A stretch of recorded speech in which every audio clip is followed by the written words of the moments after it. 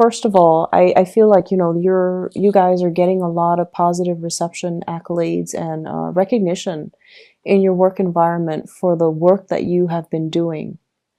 I feel like you guys are kind of like the catalyst for a major transformation in the workplace to happen. So you might have been on the forefront of some type of a change, and you might have seen the every step of the way in that entire process. And now the process, it could be like an experiment that they're running, and you're supposed to be in charge of it. You're supposed to record the data. You're supposed to, troubleshoot. You're supposed to see it through from the beginning until the very end. And then at the end, you write a report about it. You then submit the report to your higher ups, and they look at it and they assess whether or not it was successful, what was done right, and things like that. And then they use that kind of to allow other offices, other areas to emulate the success. So I feel like you're on the forefront of some type of a major change. And so as a result of it, you're getting a lot of recognition. I see you as being the catalyst for something to flow smoothly in your work environment. So either you're the logistics person, you're the one that troubleshoots, or you're the one that sees it from beginning to end. Okay, so as a result of it, you're getting here a lot of recognition. We have here the Six of Wands. This is a major win, a major victory, but also getting very positive, getting positive attention from higher ups and also from the people that you command. So I feel like if those of you who are in management positions, you're well respected and well regarded by the people underneath you, and also from the people that oversee the work that you do. I see there could potentially be major compensation as well coming in as a result of it, of the work that you've kind of streamlined, okay? I'm also seeing you're very visible in the spotlight for this week. Everything that you do will be noticed. All the ideas that you have, it's important to bring them to light. So that means don't hold back. If you have an idea that you are itching to implement, or you're itching to kind of bring forth into the world, this is a week for you to do that.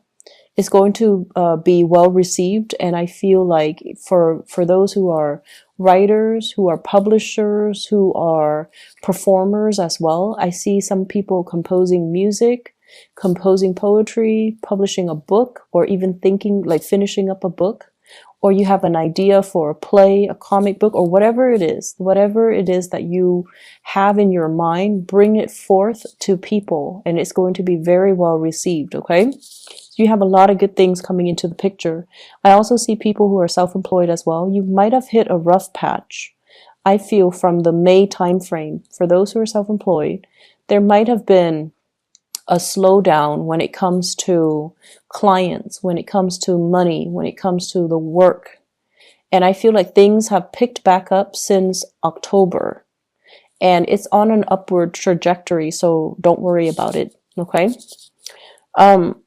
Relationships overall, for those in committed relationships, I feel like it's time to introduce something new into the relationship to bring the two of you closer. So I feel this element about staying in a relationship because it's expected of you, because of this sense of responsibility. But the passion and the chemistry and the love might be slowly drained out of the relationship.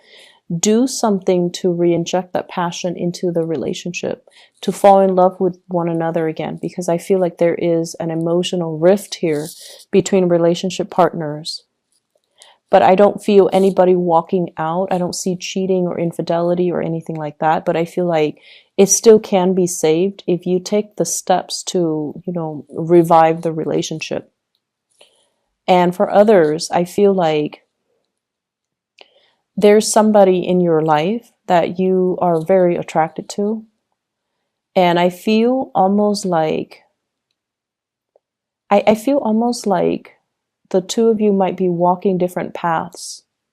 Okay, I have here the Six of Wands, one person, and the Six of Swords, the other person.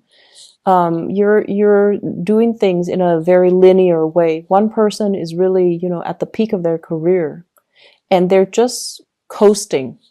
The other person is trying to find their career path.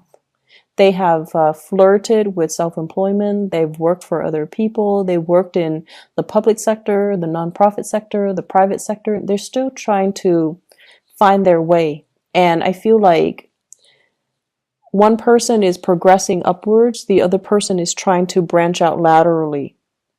And because of that, I feel like your paths might start to diverge. So that means they might be in your life for a very, very short time, and then they might, fly off and go off somewhere else. Okay, so there's it signals to me like something might be ending, and it's going to bring you a lot of sadness. It's going to bring you a lot of sadness. So whatever you can do to express how you feel to this person, you might have 2 months to do it. November, December, you might have, 2 weeks to do it. And I feel like you're not really making a move because you don't want to hinder this person's progress, but it would be in your best interest to kind of express how you feel. So I feel like there's somebody in your life that you have really strong attraction with, but there's this love-hate type of energy, and it's normal, I guess, as a Gemini, right? You're pulled in different directions normally. And so somebody is stirring really strong passion, feelings within you. And I feel like there's this inner conflict that you have when you deal with them. How should I behave with them?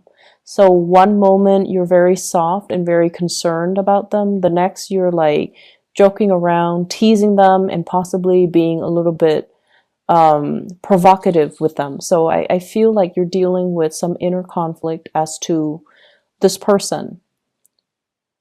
And I also feel like there's sexual tension. And I feel like that's what's causing this tug of war between you and another person.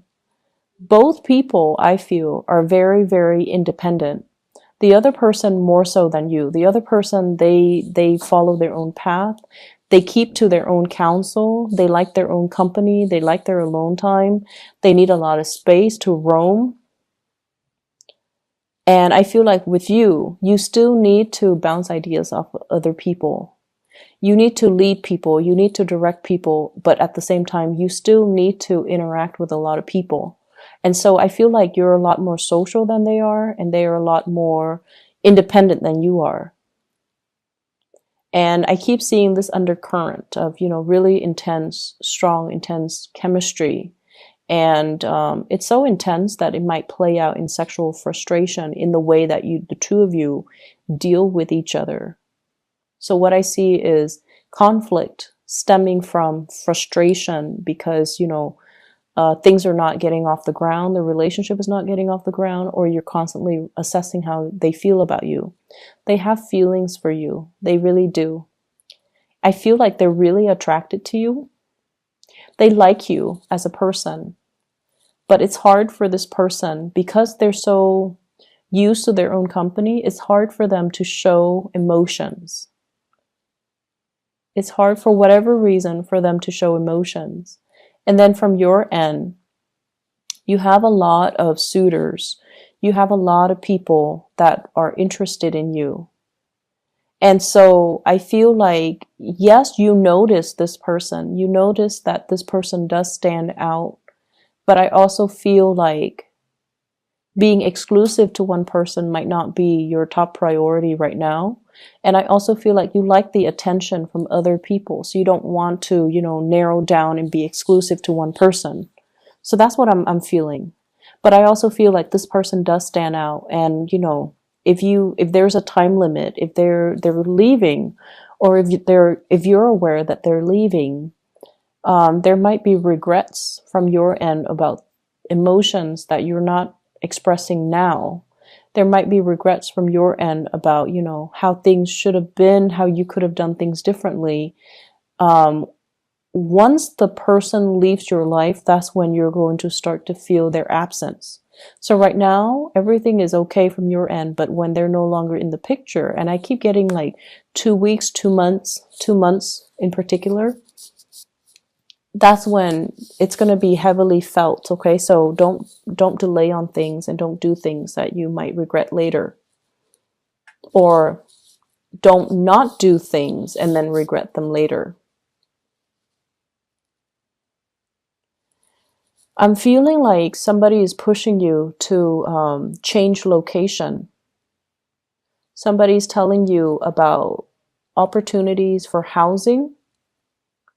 Okay, so it's like they're telling you, you should sell, you should sell. You should sell your property, you should move away. You should get another job over here. Or they're making recommendations. I know someone who has a place for sale, or I know somebody who has a place for rent. If you're looking, I can like make the introduction for you.